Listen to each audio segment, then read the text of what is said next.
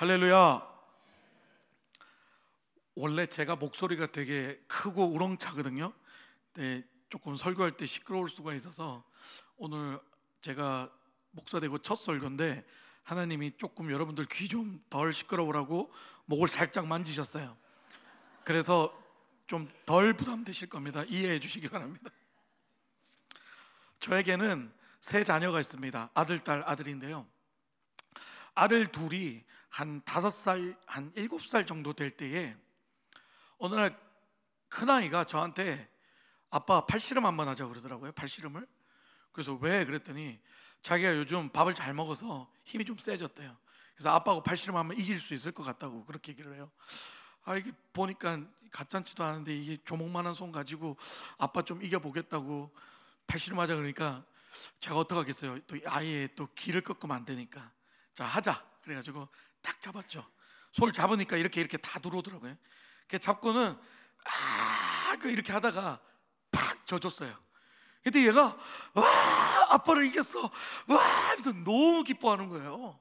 너무 기뻐하니까 제가 그 기뻐하는 아이를 보면서 기분이 좋았을까요? 나빴을까요? 기분이 너무 좋은 거예요. 야 애가 저렇게 좋아하니 내가 잘 져줬다, 잘 져줬구나 이런 생각을 했습니다.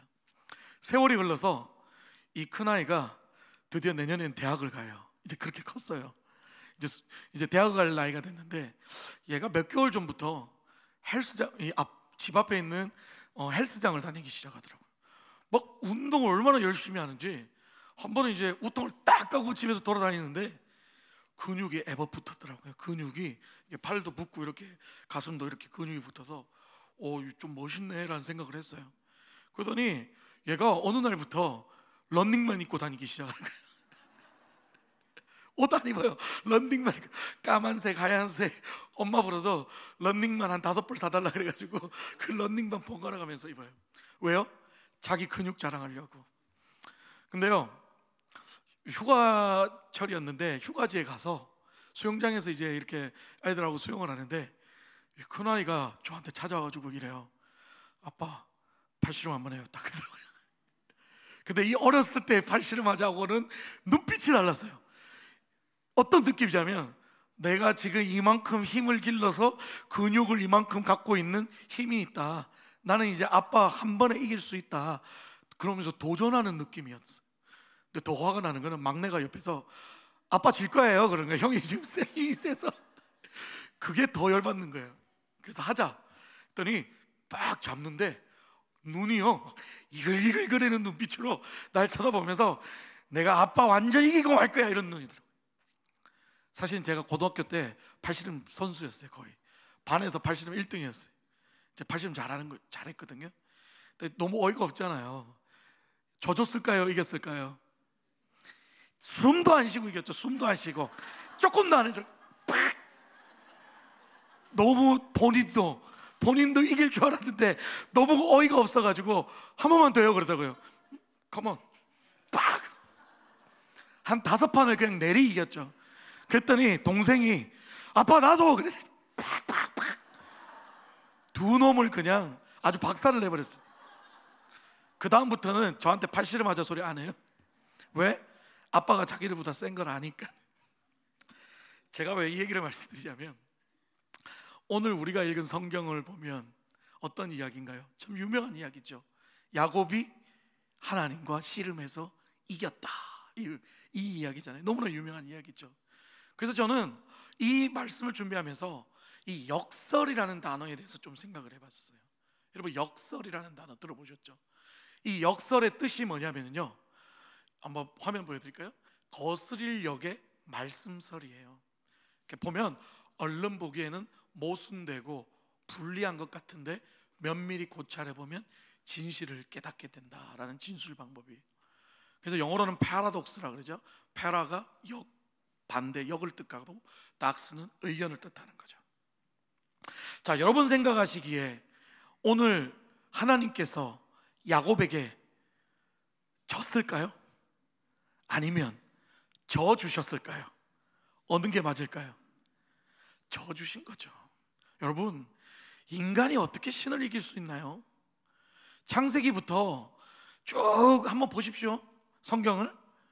하나님께 도전하고 하나님께 공격하는 인간, 하나님이 봐준 역사가 1도 없습니다.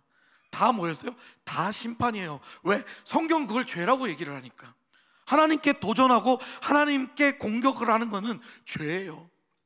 그런데 오늘 여기서는 이상하게 하나님이 그 도전을 받아주시고 져주셨다라는 표현이 나오고 있어요.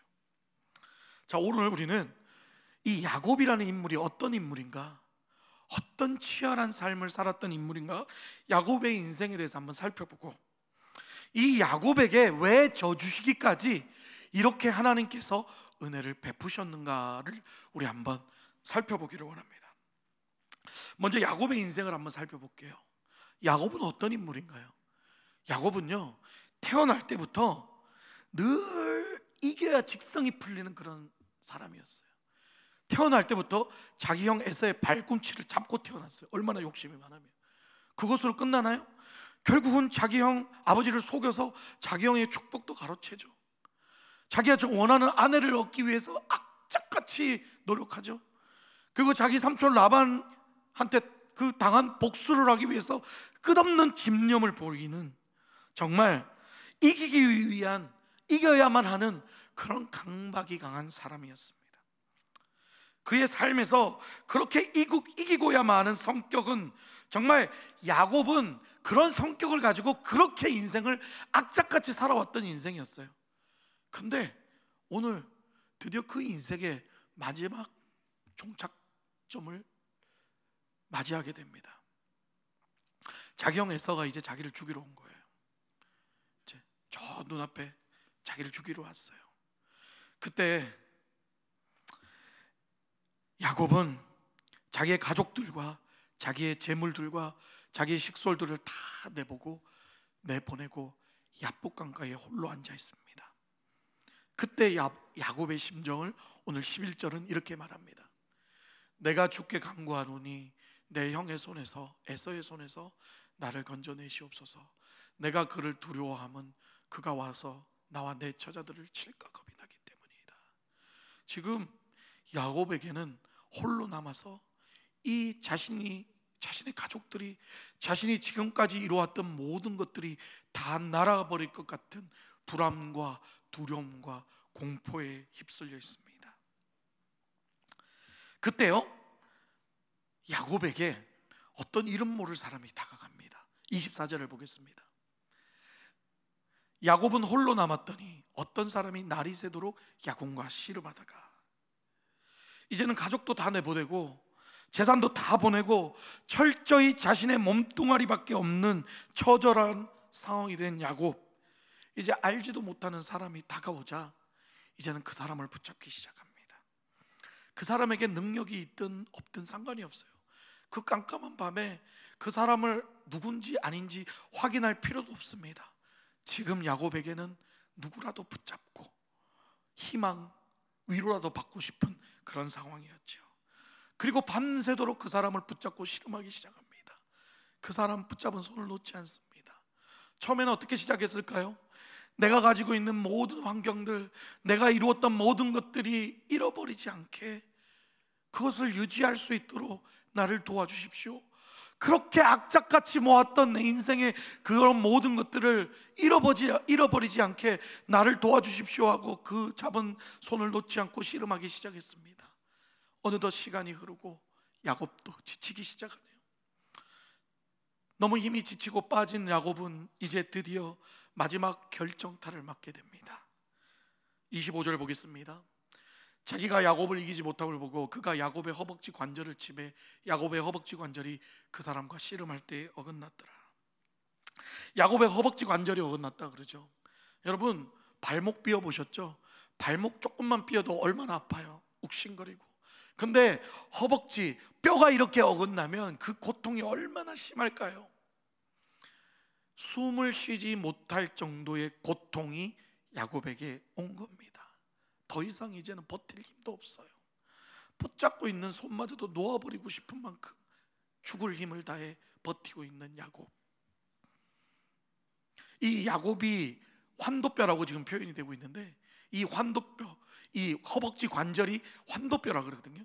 이 환도뼈가 히브리어 원어의 뜻은 뭐냐면은 생명의 근원이라는 겁니다. 힘의 근원. 그럼 이것을 무엇을 의미할까요? 야곱이 가지고 있었던 그 마지막 힘마저도 결국은 다 끊어져 버리고 이제 마지막으로 하나님 앞에, 그 이름 모를 사람 앞에 애원을 합니다. 26절 보겠습니다.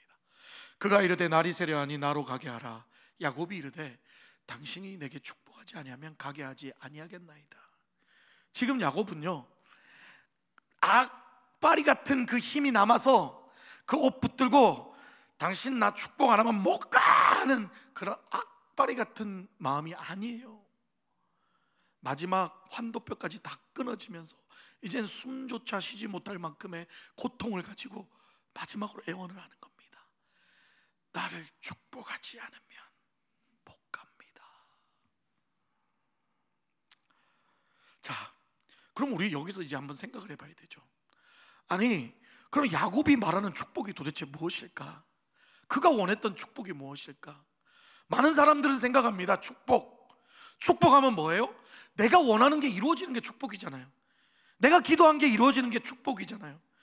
내가 하나님 앞에 기도하고 내가 원했던 모든 것들이 다 이루어지는 게 축복이잖아요. 그럼 지금 야곱이 여기서 바랬던 축복이 그 축복일까요? 제가 여기서 축복이라는 단어를 찾아봤어요. 히브리어 단어를. 근데 재밌는 사실을 알았습니다. 이 축복의 히브리어 단어의 뜻이 뭐냐면 바라크예요. 근데 이 히브리어의 뜻이 뭐냐면 무릎을 꿇다라는 뜻이에요. 그래서 히브리 사람들이 복을 주다라는 뜻은 뭐냐면 상대방이 무릎 꿇게 만든다라는 게 복을 준다는 의미라고 하는 거예요. 사랑하는 여러분, 지금 야곱이 받은 축복이 뭔가요? 자신의 환경이 변하는 축복이었나요? 아니죠. 밤새 씨름을 통해서 하나님 앞에 무릎 꿇는 상태가 되는 축복을 받았다는 거예요. 이게 바로 야곱이 하나님 앞에 받은 축복인 거예요. 다시 말해, 자신이 원하는 대로 환경이 바뀐 것이 아니라 하나님과의 씨름을 통하여서 자신이 변화된 거죠. 많은 사람들이 축복 바라는 게 이런 거잖아요. 내가 원하는 대로 되는 것, 내가 기도하는 대로 되는 것, 내가 하나님 앞에 잘 되게 해주고 축복받고 사업 잘 되게 해주고 뭐든지 다 내가 원하는 대로 되는 게 축복이라고 사람들은 생각하지만 오늘 성경은 그렇게 얘기하지 않는 거예요. 이걸 역설이라고 얘기하는 거예요. 사람들이 생각하는 축복이 아닌 다른 축복을 지금 성경은 얘기하고 있는 거예요. 뭐요? 하나님 앞에 무릎 꿇는 상태가 되는 것. 나의 능력과 나의 의지, 욕심, 모든 것들을 다 내려놓고 환도뼈까지 부러져서 이제는 모든 것을 하나님 앞에 내려놓는 상태, 이걸 축복이라고 얘기해요. 저는 이것을 역설의 은혜라고 말하고 싶습니다. 계속해서 성경을 봅니다. 야곱이 마지막 온 힘을 다해 축복을 강구했을 때 하나님의 반응을 볼까요? 27절 보겠습니다.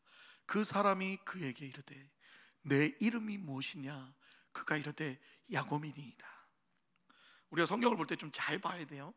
하나님이 뜬금없이 왜 이름을 물어볼까? 우리 마태복음에도 그런 얘기가 나오죠.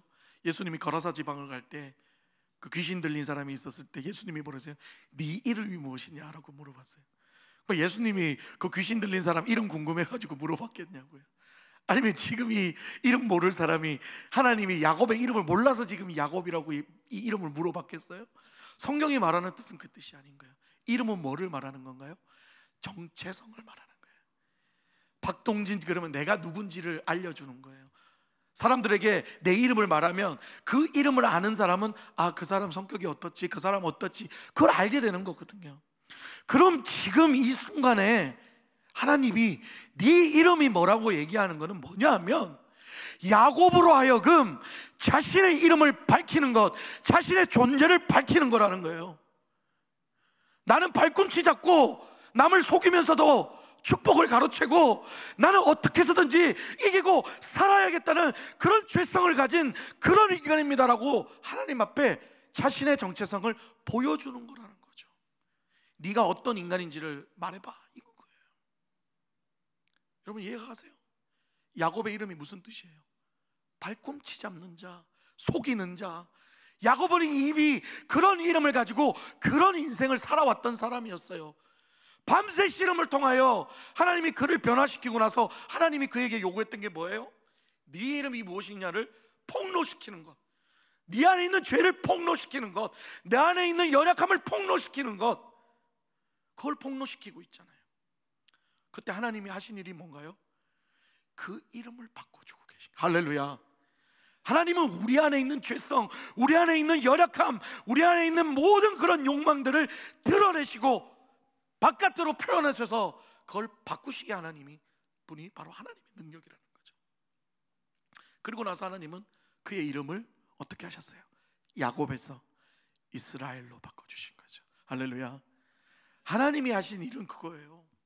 다른 축복이 아니라 하나님 앞에 밤새 씨름을 통하여 자기의 욕심으로 살아왔던 인생, 남을 이겨서라도 어떻게 해서든 성공해야 되겠다는 그 인생을 하나님 앞에 무릎 꿇는 인생으로 바꿨고, 그리고 나서 하신 일이 이름을 바꿔주신 거예요. 야곱에서 이스라엘로. 여러분, 이스라엘의 뜻이 무슨 뜻인지 아세요? 이스라엘이 하나님은 하나님과 싸워서 이겼다는 뜻이죠. 근데 사실 진짜 의미는 뭐냐면 정말 이겨야만 살아가는 강박의 야곱에게 져주는 것도 어떤 의미인지를 하나님이 지금 야곱에게 보여주시는 거죠. 야곱이 능력이 많아서 힘이 세서 하나님을 이긴 것이 아니라 위대하신 하나님이 늘 이겨야만 하는, 성공해야만 하는 강박의 야곱과 함께 씨름하면서 줘주신 거죠. 여러분, 사업에 실패하고 세상에서 망했던 사람들이 마지막 순간 때 자살을 하잖아요. 자신의 목숨을 끊잖아요. 그 사람들 이유가 뭔지 아세요? 희망이 없으니까, 뭔가 붙잡을 희망이 없으니까. 결국은 부도 나서 내 자식들, 내 가족들 살리려면 내가 죽어야 해결되는 거니까. 그래서 마지막 선택을 자살을 하는 거예요. 자기가 죽어서 해결시키려고. 왜 죽겠어요? 희망이 안 보이니까, 끝이 안 보이니까, 어떻게 답이 없으니까. 지금 야곱도 똑같은 거죠. 이제는 형한테 죽어야 돼요. 자식도 죽어야 되고 아내도 죽어야 되고 재산도 다 뺏겨야 되는 상황이에요. 이 상황 속에서 이름 모를 사람이 야곱에게 다가갔을 때 그는 그 사람 붙잡는 거예요.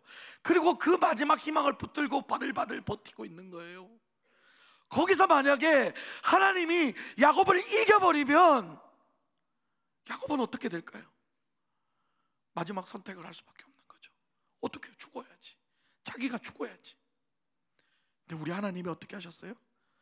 밤새 씨름하시고 네가 이겼다 해주시잖아요. 할렐루야. 왜? 야곱 살리려고. 네가 이겼어. 그리고 그의 이름을 바꿔주시잖아요. 사랑하는 여러분, 이게 하나님의 역설의 은혜인 줄 믿습니다. 그 이스라엘이라는 이름을 한번 살펴보면은요, 제가 나무 위키에서 이스라엘의 뜻을 한번 살펴봤어요. 되게 재밌는 사실을 발견했습니다. 우리는 성경에 이스라엘의 뜻이 그러니까 하나님과 겨루어 이겼다라고 성경에는 번역이 되어 있지만은, 이제 이스라엘의 원어를 보면은 이 엘이라는 단어가 엘로힘, 하나님을 뜻하거든요. 그리고 앞에 이스라가 뭐냐면 사라가 미완료 형태의 이스라라고 얘기하는 거예요. 그게 겨루어 이겼다라는 뜻이 되는 거예요. 그래서 이스라엘, 겨루어 이겼다, 엘, 누구를요? 하나님을, 이렇게 되는 거죠. 근데 히브리어 전통에는 하나님을 목적으로는 사용하지 않는다는 거예요. 그러니까 한마디로 말하면 우리 하나님을 수단, 목적으로 사용하지 않는 거예요. 그러면 이스라엘의 엘의 목적어인 하나님이 주어가 된다면, 하나님이 주어가 된다면 어떤 뜻이 될까요? 하나님이 이기다. 할렐루야. 하나님이 좀 더 정확하게 말하면요, 이기게 하시다. 누구를요? 야곱을. 할렐루야. 이게 정확한 뜻이라고.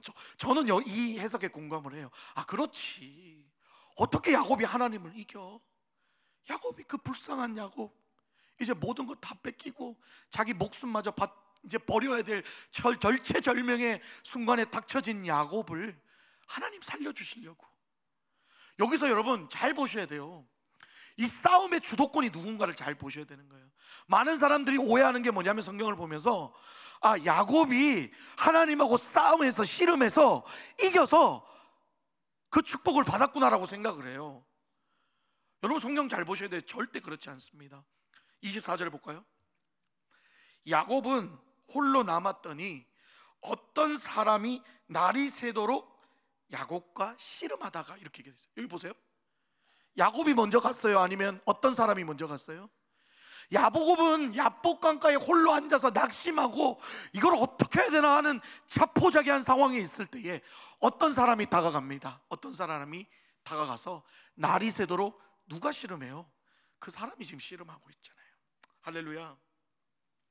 희망이 사라져버린 이 홀로 남겨진 야곱에게 지금 하나님이 찾아가셔서 그의 씨름 상대가 되어주신 거죠. 그의 희망이 되어주신 거죠. 그리고 야곱같이 악착같이 씨름해서 이긴 것이 아니라 하나님이 그의 씨름 상대가 되고 하나님이 그에게 저어주셨다는 사실인 거죠. 할렐루야. 이게 하나님의 은혜인 줄 믿습니다. 사랑하는 여러분, 야곱이 밤새 씨름해서 하나님을 이긴 것이 아니라 하나님께서 욕심 많고 늘 이겨야 직성 풀리는 야곱 안의 그 죄악의 본성들을 다 깨부시고 이제는 그것들을 이기게 하셨던 거죠. 그리고 바라크의 축복을 받는 사람으로 만든 거죠. 어떤 축복이요?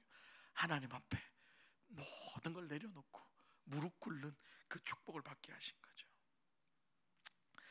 사랑하는 여러분, 이 축복, 바라크의 축복이 저와 여러분에게 임하시기를 주님의 이름으로 축원합니다. 우리가 받아야 할 축복이 바로 이 바라크의 축복인 줄 믿습니다. 하나님의 존재 앞에선 우리는 아무것도 아님을 인정하는 것, 그로 인해 하나님께서 우리의 모든 것을 책임지게 하는 것 말이죠.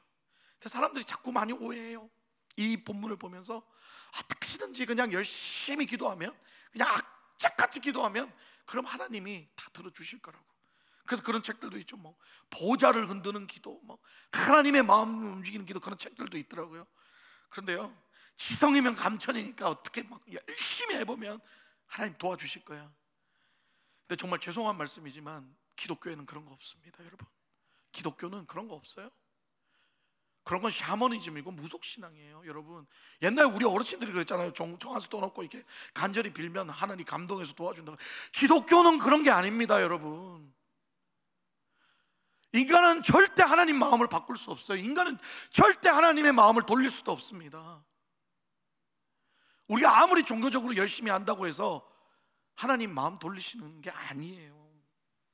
성경을 잘 보아야 합니다. 하나님과 씨름한 것이 중요한 것이 아니라 성경이 말하는 것은 그 씨름 과정을 통해서 그 야곱을 변화시키는 하나님의 능력을 바라보라는 거예요. 할렐루야. 성경은 그걸 말하는 거예요. 그래서 야곱의 씨름의 주도권이 야곱에게 있는 게 아니라 하나님에게 있는 거죠. 성경은 창세기부터 요한계시록까지 그런 역사적인 사건과 인물들의 행동을 통해서 그 사람들을 보여주는 게 아니라는 거예요. 그 사람들의 행동과 역사적인 사건을 통해서 우리 하나님 예수 그리스도를 알게 하는 게 성경입니다.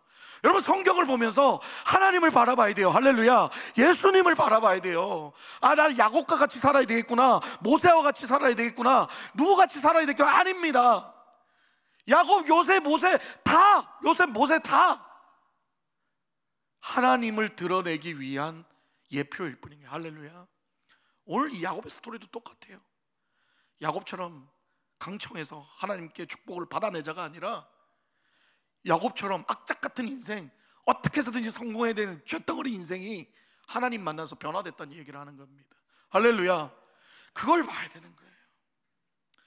왜냐하면 성경을 계속 보면요, 그 바라크의 축복을 받았던 야곱이 인생이 어떻게 변한지를 보면 우리는 알 수가 있죠.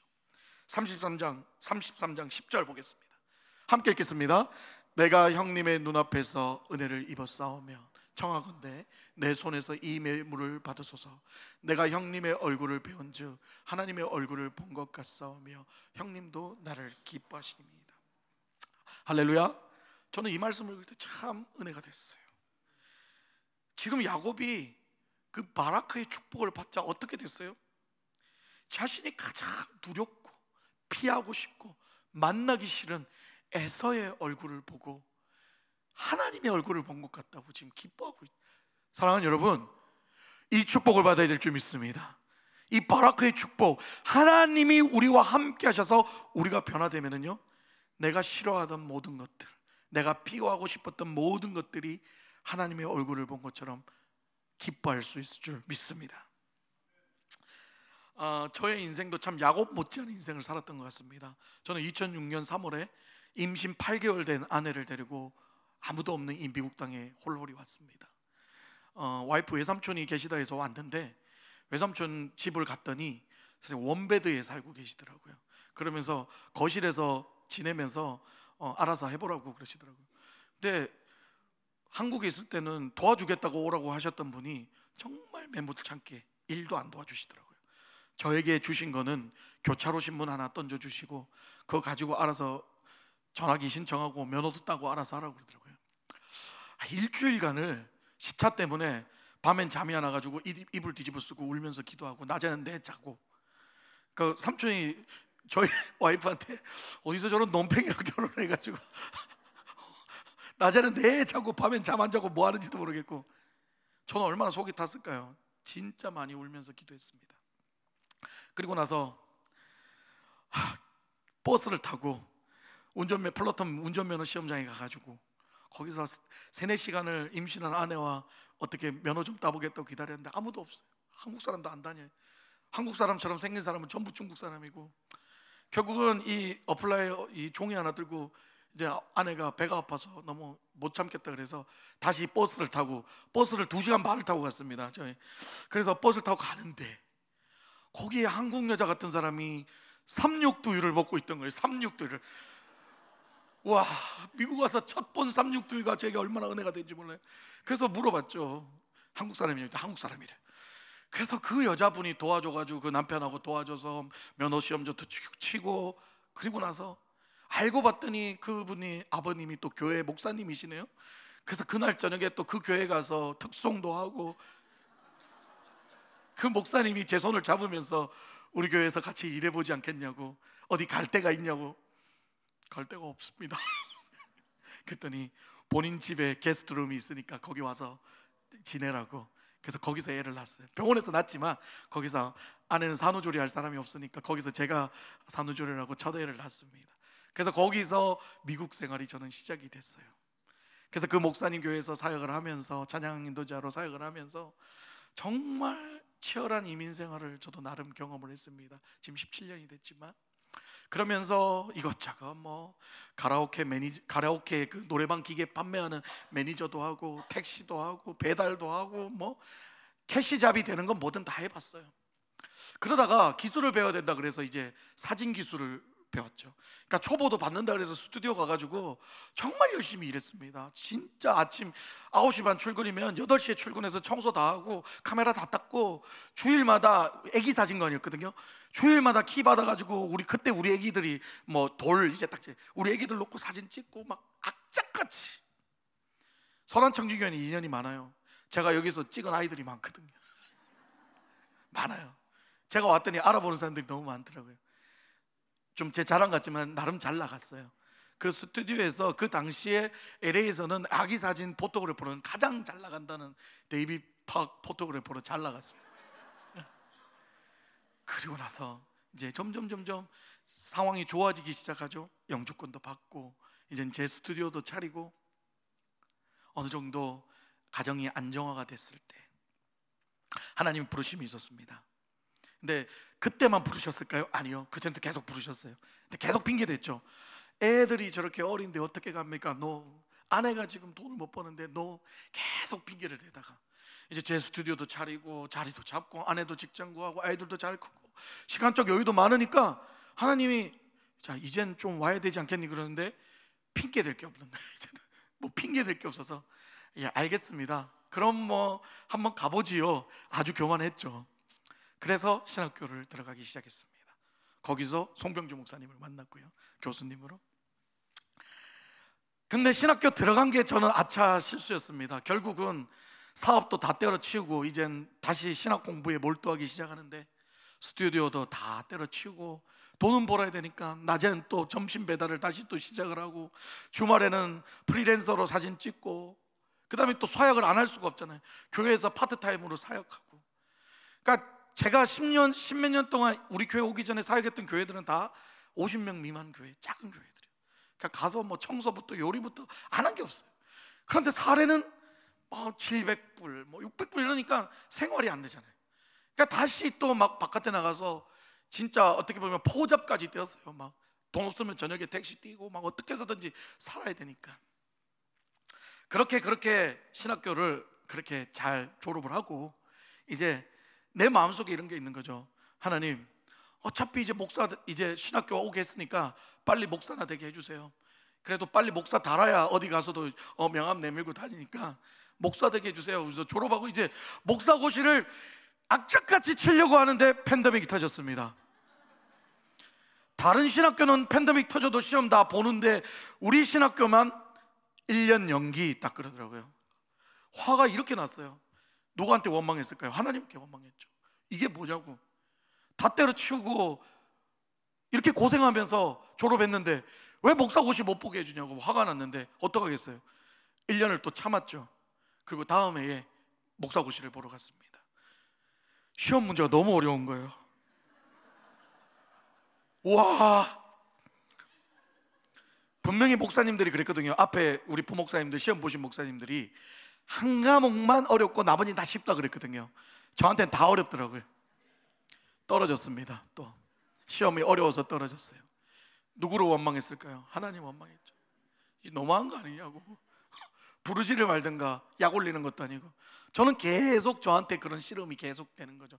어떻게 보면 저는 신학교 가면서부터 야복강가에서 씨름을 시작한 거예요. 저는 하나님하고 지금 계속. 그리고 또 다음에 이제 또 시험을 기다려야 되는데 너무 힘들더라고요. 준비하는 것도 힘들고. 그런데 제가 진짜 힘들었던 건 뭐냐면 제 주변에 있는 우리 권사님들, 어르신들, 우리 목자님들이 더 힘들었습니다. 안수 언제 받으세요? 지난번에 어떻게 됐어요? 떨어졌습니다. 장로님들도 언제 안수 받았냐고. 지난번에 왜 떨어졌어요? 문제가 어려워가지고 계속 그 얘기를 해야 되는 거예요. 그러면서 제가 어떻게 되면 이번에는 꼭 붙어요. 이번엔 꼭 붙습니다. 이번에는 무조건 붙습니다. 권사님들 차량 운행하다면 전사님 언제 안수 받아요? 언제 안수? 이번 가을에요. 9월 달에요. 화가 나가지고 조은성 목사님 날짜 잡아주세요. 믿음으로 날짜 잡고 저는 믿음으로 나갑니다. 날짜까지 잡아놓고 우리 목장 권사님들한테도 이번에 꼭 받습니다. 그리고 드디어 결전의 날이 왔죠. 이를 갈고 시험을 쳤죠. 시험이 더 어려웠어요. 너무 시험을 보는데 정말 식은땀이 나고 이거 또 떨어지면 나 어떡하나. 솔직히 말씀드리면 시험 떨어지는 것보다 교회 나오는 게 더 힘들어서 부끄러워서 이제 어떻게 얼굴들을 봐야 되나. 그리고 또 1년을 또 얘기를 해야 되잖아요. 시험 어떻게 돼요? 떨어졌어요. 계속 얘기해야 되니까 너무 화가 났는데 최선을 다해서 시험을 봤어요. 그리고 나서 면접을 이제 봐야 돼. 면접인데 보통은 어떠냐면은 시험을 치고 나서 그 시험에 합격한 사람만에 한해서 그 다음에 면접을 보고 합격이거든요. 계속 그렇게 해왔어요. 그래서 시험이 끝나고 났는데 시간이 1시간이 지나고 2시간이 지나고 합격 여부를 알려주지를 않는 거예요. 또 이제 화가 올라오는 거죠. 저는 늘 화가 나 있었어요. 그때까지 계속. 그래서 가가지고 따졌죠. 심사하시는 분 한 분한테 불러가지고 왜 합격한 거 안 알려주냐고 그랬더니 이번에는 면접까지 다 보고 합격 알려주겠다고 그래서 제가 이런 게 어딨냐고, 여지껏 그렇게 안 해놓고 갑자기 이걸 룰을 왜 바꾸냐고 그랬더니 이번엔 이렇게 됐다고 그러면서 그러더라고요. 씩씩거리면서 돌아왔죠. 그리고 면접으로 들어갔어요. 그랬더니 그 면접 오신 그 서기 목사님이 저를 보자마자 그러는 거예요. 당신이 뭔데 그거를 따지냐고. 우리가 알아서 하는 거지 시험 치는 당신이 이걸 왜 따지냐고 저한테 막 혼을 내시는 거예요. 그러면서부터 이제 아시죠? 이제 꼬인 거죠. 이제 화가 나기 시작해서 면접을 보는데 전사님 성격 중에 가장 단점이 뭐라고 생각하세요? 그러더라고요. 그래서 성격이 좀 급합니다. 그랬더니 성격 급한 건 목사가 치명적인 단점인데 그런 성격을 가지고 무슨 목사가 돼? 그래서 제가 그 목사는 그럼 완벽해야 되나? 혼자 이제 자꾸 열 받는 거죠. 계속 저를 괴롭히는 거예요. 40분을. 나중엔 저도 화가 나가지고 그럼 목사님은 뭐 완벽하냐고 막 대들고 막 왜 원리대로 안 하고 막 저도 막 짜증이 난 거죠. 공지한 대로 해야지 왜 이렇게 했냐고 그랬더니 그 목사님들끼리 또 막 싸워요. 막 그리고 나가라 그러더라고요. 그리고 나서 떨어졌어요. 얼마나 억울한 줄 아세요? 진짜 억울했어요. 나는 그 뉴욕에서 오신, 이름을 안 밝히게, 박모 목사님 같은 박씨야 또. 너무 미웠어요. 너무 미웠어요. 세상에 이런 사람이 어딨나. 시험 떨어지자마자 누구한테 전화할게요?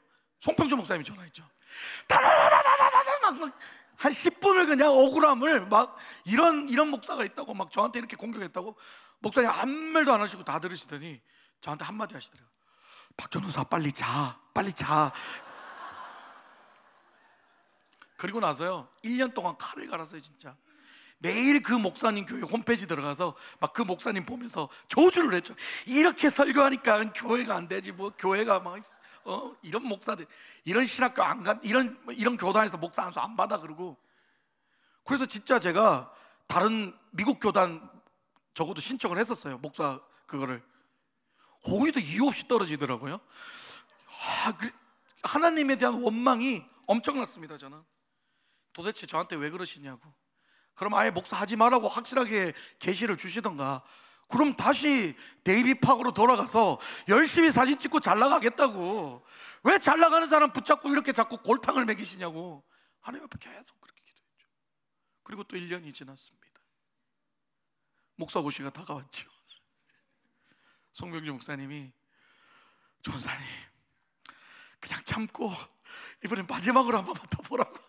안 봅니다. 한 번만 더 봐 그냥. 근데 이번이 마지막이에요. 만약에 여기서 떨어지면, 3번 떨어지면 처음부터 다 다시 해야 되거든요. 그러니까 더 이상 저한테는 희망도 없는 진짜 마지막 절체절명의 순간이었죠. 그리고 나서 다시 그날이 돌아왔습니다. 3년이 지난 거예요. 저는 지금 목사고시 2번 떨어지고 3번째인 거죠. 제가 얼마나 열심히 기도했는지 몰라요.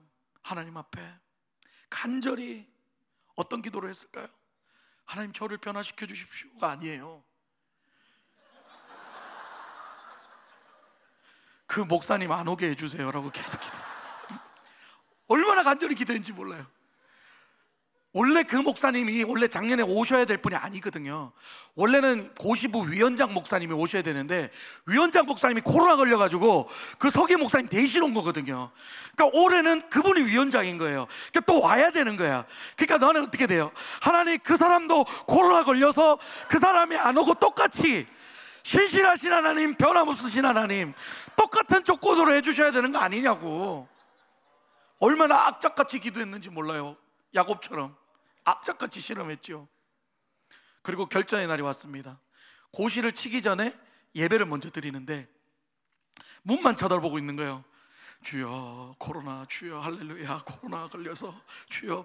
문을 딱 열고 들어오는데 우리 신실하신 하나님, 할렐루야, 변함없으신 하나님, 그 사람이 딱 나오더라고요. 그 박 목사님이 딱 비장한 얼굴을 하고 딱 올라와서 설교를 하시는데, 제가 올라가는 순간요 내 안에 있는 모든 공황장애가 다 오는 것 같더라고요. 막 숨도 안 쉬어지고 막 진짜 막 가빠지고 머리가 아프고 덜덜덜덜 떨리고 땀이 나고. 그런데요 그 목사님이 설교하는 말씀을 들으면서 점점 저도 모르게 자꾸 아멘을 하는 거예요. 미쳤나, 왜 이러지? 왜 아멘을 할까? 저도 모르게 아멘이 흘러나와요. 그리고 나서 그 목사님의 설교가 끝나고 나니까 제 마음이 평안히 임하는 거예요. 할렐루야. 하나님 말씀이 저에게 임하시기 시작하니까 그 죽일 것처럼 미웠던 목사님의 설교가 저를 변화시키기 시작하는 거예요. 그리고 나서 시험을 쳤죠. 물론 어려웠지만 최선을 다했습니다. 마음에 평안이 임하니까 시험 치고 나서도 그 불안하고 조급했던 마음들이 없어졌어요. 그리고 면접을 보러 갔습니다. 문을 딱 열고 들어가니까 그 목사님이 저를 딱 쳐다보면서 박동진 전도사님 그러시는 거예요. 네, 그랬더니 전도사님 작년에 내가 다 기억합니다 그러는 거예요. 마음이 평안이 왔어요. 그래도 상관없어요. 그러면서 이렇게 얘기해요. 전도사님 1년 동안 많이 힘들었죠 그러더라고요. 할렐루야. 근데 눈물이 픽 돌아요. 그 목소리가 하나님의 목소리로 들리는 거예요. 동진아, 1년 동안 많이 힘들었지. 많이 힘들었지. 저는 오늘 야곱처럼요, 그 목사님의 얼굴이 하나님 얼굴 본 것 같았습니다. 할렐루야, 할렐루야. 그리고 나서 그 목사님이 이렇게 얘기해요. 전도사님의 그 1년이라는 시간이 귀한 시간이 될 거라고, 평생에 귀한 시간이 될 거라고. 목사님 감사합니다. 저도 1년 동안 자숙하고 귀한 시간 보냈습니다라고 고백하고 3분 만에 면접이 끝났습니다. 할렐루야. 그리고 나서 바로 합격한 거예요. 그리고 지난달에 여러분 감사하게도 이곳에서 목사 안수를 받았습니다. 할렐루야. 우리 하나님의 능력이 얼마나 크신지 몰라요. 박수 한번 쳐주시죠.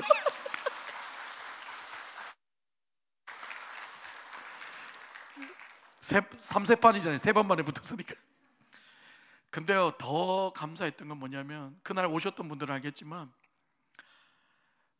제가 뭐라고 저 같은 사람 목사 안수 한번 봤는데 300명이 넘는 사람들이, 지금 이 인원보다도 더 많은 사람들이 와서 함께 축복해주고, 제가 뭐라고 우리 목장 식구들이 다 자기 일처럼, 보셨어요?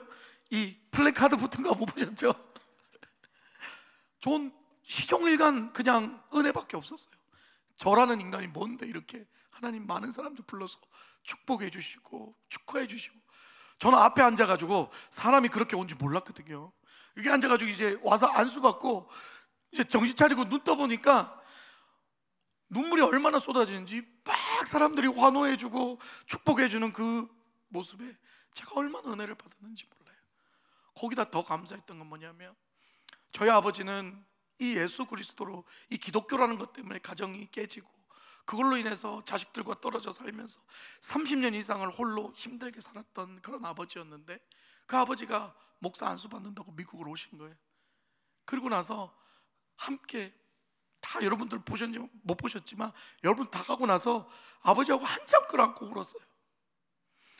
그리고 나서 그날 저녁에 제가 아버지한테 부탁을 했어요. 아버지, 제가 목사가 되고 처음으로 전도하는 사람이 아버지가 됐으면 좋겠습니다 라고 얘기했더니 아버지가 한참 가만히 생각하시다가 받아들이시더라고요. 알았다, 어떻게 하면 되냐? 그래서 제가 미리 준비한 영적 기도문을 아버지한테 드리고, 아버지가 영적 기도문을 들고 읽으셨어요. 첫 소절을 딱 읽으셨어요. 하나님, 나는 죄인입니다. 그리고는 엉엉 우셨어요. 아버지가 엉엉 우시면서 아들아, 더 이상 못 읽겠다. 한 10분을 우시고 나서 처음부터 끝까지 그걸 다 읽으시고, 제가 아버지 손잡고 아버지 머리에 손 얹고 하나님의 자녀 된 것을 축하드립니다, 기도해드리고, 나가서 우리 식구들, 우리 아이들, 우리 와이프 다 안아주면서 할아버지 이제 우리 편 되셔서 고맙다고 그렇게 해줬어요. 사랑하는 여러분, 저에게도 그런 정말 야곱과 같은 씨름의 시간이었지만 결국은 하나님은 저를 변화시켜서 아버지를 구원케 하시고 저에게 이런 축복을 주셨던, 할렐루야. 다른 축복 필요 없습니다. 저는 이게 제 인생의 가장 큰 축복인 거예요. 악바리처럼 욕심 많았던 야곱의 인생에 하나님이 마지막 순간에 찾아가셔서 하나님 지팡이가 되주셨고 옷자락이 되주셨고, 끝까지 그가 버티고 자포자기해서 낙심할까봐 져주기까지 하셨던 하나님, 그 하나님이 은혜를 베푸셨던 야곱의 인생이 어떻게 변화됐을까요? 한번 보겠습니다. 11절 우리 함께 읽겠습니다. 시작. 하나님이 내게 은혜를 베푸셨고 내 소유도 조카 청하건대 내가 형님께 드리는 예물을 받으소서 하고 그에게 간구하라며 받으니라. 아멘. 지금 야곱의 고백이 어떻습니까? 하나님, 내게 은혜를 베푸셔서 이젠 나는 내 소유가 뭐고 다 필요 없습니다. 그 은혜만으로 족합니다. 할렐루야. 지금 야곱이 그 고백을 하고 있는 거예요. 사랑하는 여러분, 하나님의 은혜를 받고 바라크의 축복을 받으면요, 하나님 앞에 모든 걸 내려놓고 하나님이 주시는 축복을 받으면 이렇게 변화가 됩니다. 아무런 어떤 조건도, 어떤 힘든 상황도, 어떤 애서와 같은 두려움의 존재도 결국은 어떻게 될까요? 감사로 바뀌게 되는 줄 믿습니다. 할렐루야. 우리가 그 은혜를 간구해야 될 줄 믿습니다. 그런 바라크의 축복을 살았으면 좋겠습니다. 세상의 눈으로 바라본다면 야곱의 인생은 얼마나 불쌍한 인생일까요? 자기가 가지고 있는 거 다 털리고 환도뼈가 부러져서 쩔뚝거리면서 인생을 살아야 되는 그 불쌍한 인생이지만, 그러나 하나님의 눈으로 바라본다면 지금 야곱은 가장 세상의 그 어떤 축복보다도 많은 축복을 받은 존재임을 믿습니다. 할렐루야. 이게 바로 역설이라는 거예요. 할렐루야. 여러분, 사람들이 보기엔 모순 같지만, 사람들이 보기에는 저거 비정상인 것 같지만, 그 비정상이, 그 모순된 것이 우리 하나님 보시기에는 은혜이고 축복인 줄 믿습니다. 우리는 그 길을 가야 되는 거예요. 이 역설의 삶을 살아가야 되는 거예요. 기독교인은 이 역설의 삶을 살아가야 되는 거예요. 말씀 마무리하겠습니다. 저와 여러분에게도 이 바라크의 축복이 임하기를 축복합니다. 어떻게든 남에게 지지 않고 성공해야 한다는 이 야곱의 강박, 어떻게 해서든 이 이민 생활 속에서 어떻게 해서든 살아내야 된다는 그 아버지들의 강박, 그 어머니들의 강박, 어떻게 해서든지 이 이민 사회에서, 남의 나라에서 내 자식 어떻게 해서든지 잘 길러야 되겠다는 그 악착 같은 강박 같은 인생을 살아가는 우리, 때로는 피하고 싶은 에서와 같은 그런 문제들, 어려움, 그런 상황 속에서 성경은 이렇게 말합니다. 이제 네가 싸우는 것이 아니라 너를 변화시켜서 승리하게 하실 하나님을 바라보라고 말씀하고 계십니다. 할렐루야. 오늘 야곱의 스토리는 그 이야기를 하는 거예요. 이제는 악착같이 쥐고 살았던 이 주먹 좀 피고, 얘야 내가 도와줄게, 나 좀 바라봐, 내가 너를 이기게 해줄게, 네 힘 가지고 네가 이기려 하지 말고 이제 나 좀 바라봐라, 하나님 바라봐라. 지금 이렇게 얘기하고 계신 거예요. 좀 손해보는 것 같고, 좀 억울하고, 좀 힘들고, 남들 보기에 좀 지른 것 같아도 우리 예수님 때문에 참읍시다. 할렐루야. 예수님 때문에 우리 그 역설의 길을 갑시다. 예수님 때문에 좀 양보하고, 예수님 때문에 이해하고, 예수님 때문에 참고 살아가기를 주님의 이름으로 축원합니다. 우리 예수님이야말로 진짜 역설의 삶을 사셨던 분입니다. 여러분, 예수님이 이 땅에 오셔가지고요, 가난한 자들, 어려운 자들, 힘든 자들과 함께 하셨고, 마지막에는 그 십자가의 어려운 고통을 다 참아내셨어요. 만약에 예수님이 그 고통에, 그 어려움, 그 힘든 것들을 참지 않으시고 하늘의 천군 천사를 불러내려서 그것들을 다 쓸어버리셨다면 저와 여러분은 이 자리에 지금 있을 수가 없습니다. 예수님이 참으셨던 이유는 딱 한 가지예요. 저와 여러분을 살리기 위해서. 자신의 힘으로 모든 것을 다 때려 부실 수 있지만 참으셨어요. 왜? 하나님과의 약속이니까. 내가 참아야, 내가 이렇게 찢겨져 죽어야 저 영혼을 살릴 수가 있으니까, 내가 져줘야 저 야곱이 살 수 있으니까. 성경은 그 하나님의 사랑을 말하고 있는 거예요. 여러분, 우리 기독교인은 이 역설의 삶을 살아야 됩니다. 예수님으로 인하여 우리 앞에 놓여진 두렵고 피하고 싶은 수많은 에서의 존재들, 이제 피하려 하지 말고 이제 야곱이 받았던 바라크의 축복을 바라보면서 견디고 이겨내기를 바랍니다. 밤새 씨름하며 우리의 모든 것, 환도뼈까지 부러지는 고통이 있을지라도 하나님 붙잡은 손 놓지 않기를 바랍니다. 끝까지 인내하고 견디시기를 바랍니다. 그리하여 하나님만 바라보며 하나님이 주시는 힘과 능력을 가지고 이겨내며 살아가시기를 바랍니다. 그렇게 살아갈 때에 우리의 환경은요, 바뀌는 것이 아니라 그게 감사로 바뀔 줄 믿습니다. 할렐루야. 어떤 문제와 어떤 환경 속에서도 하나님이 주시는 은혜로 인하여 감사로 바뀔 줄 믿습니다. 할렐루야. 오늘 아침에 영상에 보셨죠? 감사라는 그 어원 안에는 은혜라는 단어가 포함돼요. 그게 은혜가 어원이에요. 은혜가 있을 때 감사가 되는 거예요. 할렐루야. 그 하나님의 은혜가 있을 때 내 앞에 닥쳐진 모든 것들이 감사로 바뀌게 된 줄 믿습니다. 왜냐하면 내가 가진 모든 소유도 내게 아니라 하나님 거라고 고백하기 때문에. 그래서 주신 이도 하나님이시오, 거둔 이시도 하나님이시오.